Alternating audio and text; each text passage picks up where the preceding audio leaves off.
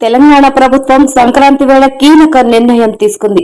అధికారంలోకి వచ్చిన తర్వాత వరుసగా పథకాలను అమలు చేస్తున్న ప్రభుత్వం పెండింగ్ లో ఉన్న హామీల అమలుపై ఫోకస్ చేసింది.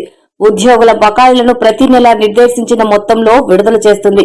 మహిళలకు ఆర్థికంగా చేదోడుగా నిలిచేందుకు ప్రభుత్వం కొత్త కార్యక్రమాలను సిద్ధం చేస్తుంది. అదే సమయంలో ప్రస్తుత పథకాల అర్హత ఉండి లబ్ధిదారులు కాలేకపోయిన వారికి మరో ఛాన్స్ ఇవ్వాలని తాజాగా ప్రభుత్వం నిర్ణయం తీసుకుంది.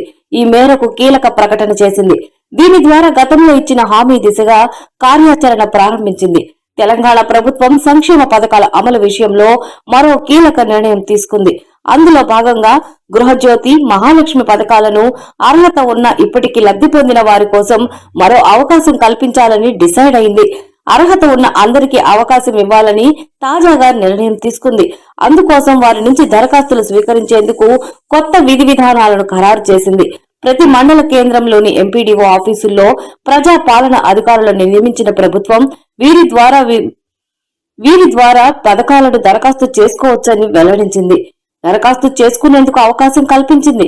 గృహలక్ష్మి, గ్యాస్ సబ్సిడీ పథకాలకు దరఖాస్తు చేసుకోవాలని, 200 యూనిట్ల లోపు ఉచిత విద్యుత్ అందించే గృహలక్ష్మి పథకం కోసం ఆధార్, రేషన్ కార్డు, కరెంటు బిల్లులను సమర్పించాలి. ఇక మహాలక్ష్మి పథకం ద్వారా 500 రూపాయలకే గ్యాస్ సిలిండర్ పొందాలంటే Aadhaar card, ration card, gas passbook, bank account పత్రాలు సమర్పించాల్సి ఉంటుంది. లబ్ధిదారులకు నేరుగా అకౌంట్లో నిధులు జమ చేస్తున్నారు.